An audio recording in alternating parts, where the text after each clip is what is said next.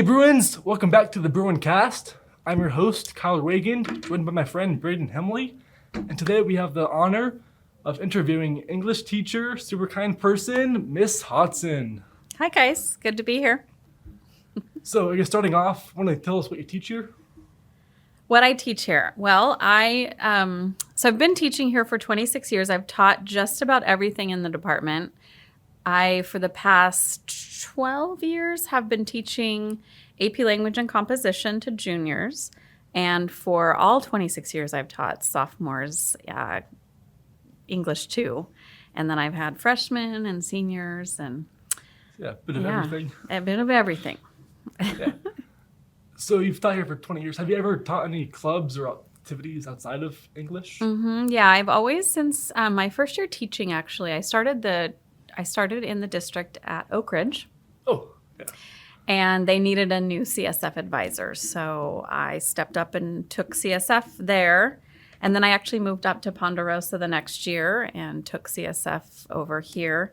And I've been doing that ever since. And then our mock trial program, I've been, since 2012, I want to say. I've been coaching mock trial. But I did take a little break because my own children were in competitive sports, and so we traveled, and I needed help with that. So Mr. Shears, who just retired, he was our AP Gov teacher. He took that over. So from when you started mock trial 12 years ago, what change have you noticed in the program since then? Well, when I first started here, we did have a small mock trial program. So it was an AP government teacher who just did the case because it's a hypothetical criminal case throughout the state and nation that schools argue. That teacher had half of his AP government class working on it, and then he retired and the program went away. And I happened to be doing literature on trial in class, so we put characters on trial in a play that we were doing. And my principal at the time, Christopher Moore, he came in and he used to coach mock trial, and he said, "This is really cool. You should check this out. You can compete." And students were interested, and so it has grown. Definitely has grown in the number of students that we have. And we just competed at state, which is something new for this team. So congrats. They did very well, yeah. What made you switch to Pondo? Well, it wasn't my choice actually at first.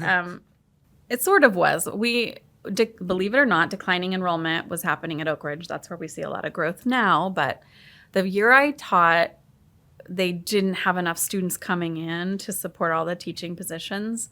But every other school in the district had spots open. So they said, take your pick, go visit. I met with all the principals. And when I came to Ponderosa and met Dave Sargent, who was our principal at the time, I knew that this was the place I wanted to teach. Yeah. It was just welcoming, and everyone cared about students. Walking back a step, what got you into teaching? I kind of found my way. I always loved my English classes and my English teachers. But I actually started college as a design major. Oh. Yeah, I was a design major, and all of my electives were English and humanities courses and history, history courses. So I did some volunteer work. It was probably my sophomore year in college, in a local elementary school, working with kids who could not read in middle school, actually. They were, I think it was 7th, 8th grade. It was like a K through 8 school. And I decided I wanted to switch to teaching. Yeah. Kyle, have we met a teacher yet who's just wanted to be a teacher? I think it's interesting. It seems like everyone we talk to is kind of cool. They always enter college or post high school studies wanting to go a different route, but then finding teaching and falling in love with it sounds like. So yeah, it's just somehow they keep stumbling into teaching. That's cool. Yeah, my sister was actually in college at the time, and she knew she wanted to be a teacher. She was studying elementary education, and I actually did a lesson. I volunteered in elementary school thinking, maybe that's what I want to do. It absolutely was not. I did not want anything to do with elementary school, but I loved middle school and high school. Yeah. So outside of teaching, do you have any hobbies, or what do you do on your downtime? Oh gosh, all kinds of things. Kyle, you and I have talked about movies. I love film. I spend a lot of time with friends, just watching movies, going to the movies, book club, reading. Typical English teacher thing, I think. What movies? Gosh, all different kinds of movies. Any movie? I watch all the Oscar. I gotta watch all the Oscar picks. I actually, until the last few years, have hosted an Oscars party. Oh. We've done costumes. It's been elaborate in years past. Did you watch what was it? Amelia Perez was the big one. I that didn't was in watch. everything I actually year? this year didn't watch very many of the movies. I don't year. know any of them Yeah. anymore. Yeah, I didn't watch a lot of them this year, but I still did my ballot. I still, watched the awards. But yeah, no, not that. And then of course I'm wearing this boot. I like to get out and hike. We had just finished a hike when I fell and fractured my ankle, so it wasn't actually hiking, but I do a lot of outdoor stuff, paddleboarding and I fractured my ankle on a hike. It was like not really on a hike. Yeah, after the hike. just finished. We just gotten in the car. We pulled over on our way out to check out we were up in Oregon over spring break, and it was a beach, and it was high grass, and I didn't see the hole, so my foot rolled. Oh. Fractured my ankle. I guess when you don't have a fractured ankle, I know you talked about Oregon. Do you have any other favorite spots to hike or nature spots? I really do like the Folsom Johnny Cash Trail. That's I run on that all it's the time. nice. Yeah, it's a nice one. I love Lake Natoma. You can get if you can. I'll ride my bike and get 12 miles in if you. Oh yeah, I do the 12 Yeah. mile. So, this is new because in all of the other things, Kyle has related to the teacher and something, and I've just been. Well, I run and I played the violin. I used to play, and it's like, oh well, Kyle's like, oh, this teacher did tennis or something. But now you guys. But now I get to connect with the teacher, Yes. which is nice. For So once. you've done the Lake Natoma? Yeah, I would do the 12-mile loop as a run, and we do like 10 miles there every Saturday. So How long does that take you to get around? to get Running. around the whole 12 miles is probably like, let's see, 10 is probably like an hour and 10 or 12, so probably like under an hour and a half. Oh my, It's that is like- impressive. We run like 7 minutes and 30 seconds every mile. Yeah. Okay. But Wow. then some days we get like crazy, and then we go like 6 minutes and 30 seconds every mile for 12 miles, which Okay. is not what we're supposed to do, but we do it. So I feel like it takes me that long on a bike. So Oh, that's no. impressive. that's better than my mom tried to ride a bike after 30 years. It did not go very well. But Yeah, and the weather's getting nicer, so we'll be able to do that more once this boot is off my foot. movies, what's the favorite movie if you had to, or top 5? Top couple, whatever. Oh, you guys, it's hard. It's like saying favorite book. I just can't write because you got to go by genre, and I don't even know if I could do that. Any that kind of immediately pop to your mind as movies you love? That's a really I don't even think I can do it. I don't think I can. Fair, yeah. It's yeah. I mean, there's always those comfort movies that you go to, not necessarily like a great Yeah, but film for the genre itself, but there's always movies like that. But yeah, favorite films. I mean, I know you like Marvel a little bit, so I love Marvel. Oh, I are you love Marvel? Marvel. I do. I like Marvel. I don't Better even than DC. I don't even know if I've seen very many DC movies. More shows. I feel like they do a lot more. Yeah, I think so. And within like TV, that's been good. like the CW, right? Yeah. And my son is all into all those DC shows, so I feel like I've watched a little with him. Yeah, gosh, I don't know. I do love Wes Anderson, so pretty much all of Yes. his movies. I mean, anything Wes Anderson does, I love. Such a unique charm and style. Yeah. It's- I love it. Oh, okay. Here's the thing. What's your favorite like book into a movie? Because you like the book, so no. Do you like the movies that are more accurate to the books, or the ones that are like, Yes. oh, it's different? Yeah, I do. Well, not always though. Because like in our AP Lang, we did Yep. Great Gatsby, and that's a little different. But then there was the older one that was supposed to be like really accurate. So like, which one of those do you like more? I definitely. So this is not a popular opinion because after reading all of your reviews of the Baz Luhrmann Gatsby adaptation from what was it, early 2000s, I think, yeah, something like that. I think overwhelmingly most students did not like the adaptation as much. I really like it. I like the adaptation. I like the cinematography. I actually really like the soundtrack, the modern soundtrack. I like. Oh, yeah. Well, I didn't like the Or soundtrack. the score or the soundtrack? See, the thing is, I like. Well, both. I mean, people, I think a lot of people complained about the hip hop, like Jay-Z Yeah. music. And I thought it was very accurate to New York and East Coast and connected with the modern audience. So, Interesting. yeah. I like his movie. I mean, his movie that I had seen before was Elvis. That was kind of the recent one, and it was very similar. Like you could tell based on the Great Gatsby. I'm like, oh, this is the same director for sure that did this. It's the cinematography, and I do like the modern type of stuff, kind of like how it's like the kind of rapness, but then also kind of like it doesn't really fit the time period. Yeah. I feel like it's trying to modernize like too much, but and so you have to think, are you a purist, right, where you want it to be to follow time period all the way? And I thought I was. I really did think I was, but I am flexible, and I think Gatsby's a good example of that, I think. And I think it's good because you can kind of take it to any time period you want. Mm-hmm. Like the kind of moral type thing just goes to like whatever time period you really want. Mm-hmm. So I can see that. And I think the more you actually think about it, like the easier it is or the less worse it is. Yeah.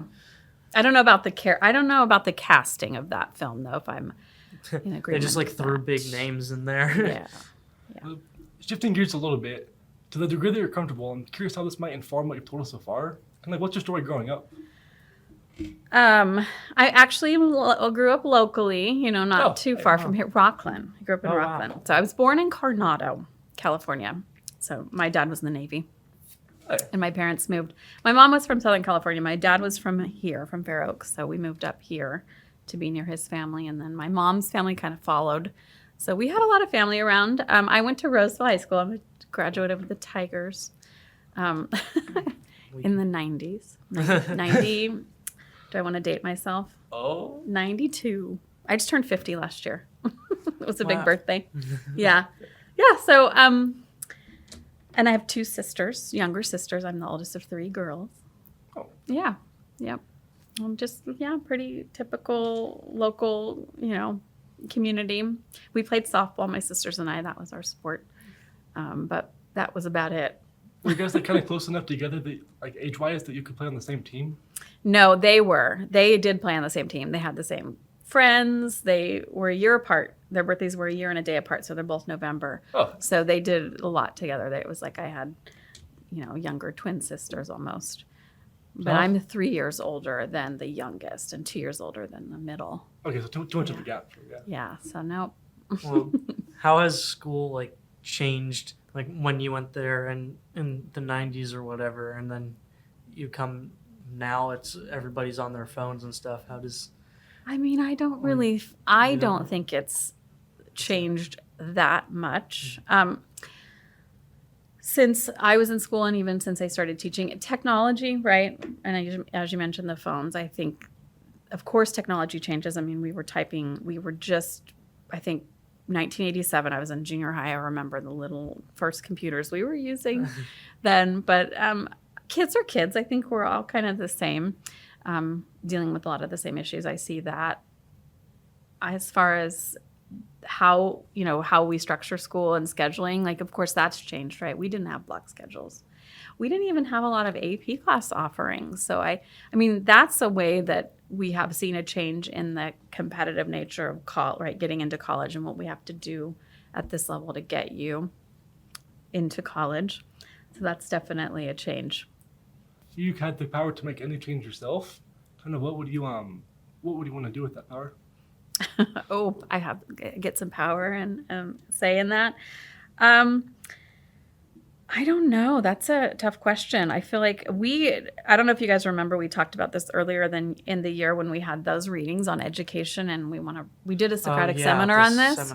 Did a Socratic seminar, and we read, I Know Why the Caged Bird Cannot Read, right? And you guys I think, try to solve the problems in education, because there's a lot of issues, right? I mean, I think part of it is that I couldn't tell you that much had changed, right? And that maybe is not a good thing. Maybe we're not teaching all kids the way we should be teaching all kids, right? Maybe we need to switch up what traditional classrooms look like. Yeah. I think that's definitely a change I'd like to see, but that takes a long time. And there are schools doing it across the nation. We do see that. Looking ahead, kind of what do you see for your life for the next 20, 30 years? It's a big thing, but like... Yeah, I know, to think about. I know. It's, well, I will be here for at least another decade teaching.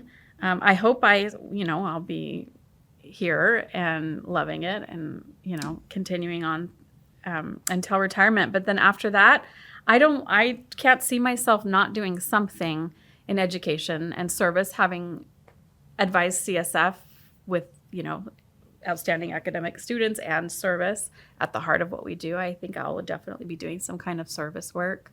Okay. And then, of course, traveling. Yeah. Any kind of places you want to go? Oh, gosh. So my family I have a lot of family from Norway. So at some point, I'd like to make it to Norway. Norway, the last episode we talked about. You and Miss Robinson got the rivalry, the Swedish. Norway? Yeah, so Denmark, also Danish. I tell my kids we are Vikings to the core. It's like Scottish, Danish, Norwegian. There's some Icelandic in there. So I have that Robinson. I have talked to her a little bit about that. That's interesting. We brought that up in the last episode. Oh, that's funny. Yeah, our daughters actually used to play soccer together. Oh, yeah. That's cool. Yep. Mm-hmm. Anything you want to say of take AP Lang or? I mean, of course, do all the things, right? I would encourage you to definitely take the challenge if you're interested in English and improving your writing, and you have that work ethic. Take AP language. And maybe like something about how to get into college. Like I know Cal Poly, like I went to their thing and they said, oh, we recommend that you have 5 years of English. And I said, well, how do you do that? And they basically said, you do a semester online and that counts for 2. So I'm like, it's weird now. It's so competitive, kind of like how we were saying earlier about how maybe like it's changing the wrong way. It's like, just how are a you lot. supposed to fit 5 years into 4 years? Do they? I remember we actually took my kids there for a college visit, and I remember it's been a little while, but they talked about looking at 8th grade classes, and I don't know if that was just math, though. No, it was like, I think it was like Spanish and math, because they basically said, oh, if you want to do Calc 2, like that's all you have fun. Once you get to this level, then we stop counting. Yeah.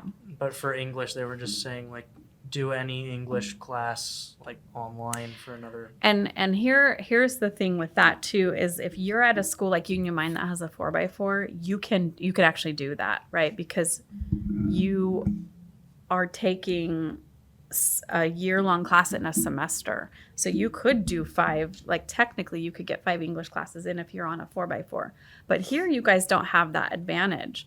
That's also the case with math. Like they wouldn't have to go back and look at 8th grade math or Spanish, because you also have so much more time on a 4x4 schedule to take those, like to advance in those subjects. That's something, unfortunately, we don't have here, but that would be something that when I was talking about like changing, it's just so much for students if we could back up a little bit, right? And not move so quickly. It's sad to think that you're thinking about college in 8th grade and everything that you do is hinging on getting into college. Really appreciate you doing this. Thank you Yeah. for your time. Yeah. It's been a pleasure having you on, getting to know you, and so. Thank you, gentlemen. I hope your it's been foot good. gets better. Thank you. Yeah. Me too. Thanks for listening, Bruins. This is Kyle and Braden signing off. Make sure to be good, do good, and have a great day. Bye.